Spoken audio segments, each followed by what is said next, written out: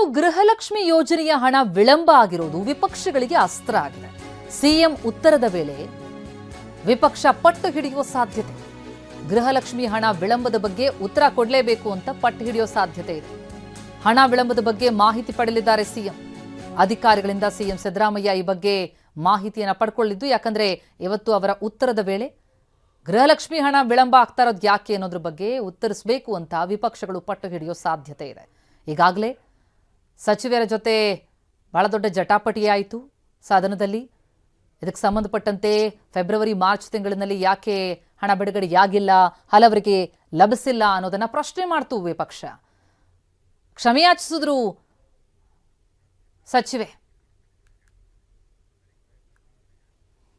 ಗೃಹಲಕ್ಷ್ಮಿ ಹಣ ಬಿಹಾರ ಚುನಾವಣೆಗೆ ಹೋಯ್ತಾ ಅಥವಾ ಜಮೀನು ಖರೀದಿಗೆ ಹೋಯ್ತಾ ಅಂತ ಹೇಳಿ ವ್ಯಂಗ್ಯವಾಡಿದ್ದಾರೆ ಬಸನಗೌಡ ಪಾಟೀಲ್ ಯತ್ನಾಳ್. ಮಾತನಾಡಿದ್ದಾರೆ ಬೆಳಗಾವಿಯಲ್ಲಿ, ಕೇಳೋಣ ಬನ್ನಿ. ಆರ್ಥಿಕ ಇಲಾಖೆದವರು ಅದು ಕೊಡ್ಲಿಕ್ಕೆ ಬರೋದಿಲ್ಲ, ಆ ಏರ್ ಕ್ಲೋಸ್ ಆಗಿದೆ ಅಂತ ಹೇಳ್ತಾರೆ. ಎಲ್ಲಿ ಬಿಹಾರ ಚುನಾವಣೆಗೆ ಹೋಯ್ತು ಅಥವಾ ಯಾವುದಾದ್ರೂ ಜಮೀನು ಖರೀದಿಗೆ ಹೋಯ್ತೋ ಗೊತ್ತಿಲ್ಲ. ಸರ್ಕಾರ ಇವತ್ತು ಬಹಿರಂಗಪಡಿಸ್ಬೇಕು ಎಷ್ಟು ಈ 5,000 ಕೋಟಿ ಹೋಯ್ತು ಅಲ್ಲಿ. ಯಾಕಂದರೆ ಈಗಾಗಲೇ ವಾಲ್ಮೀಕಿ ಹಗರಣದಲ್ಲಿ ಏನು ಸುಮಾರು 85 ಕೋಟಿ ಮಾನ್ಯ ಮುಖ್ಯಮಂತ್ರಿಗಳು ಒಪ್ಪಿಕೊಂಡಿದ್ದಾರೆ ವಿಧಾನಸಭೆಯಲ್ಲಿ.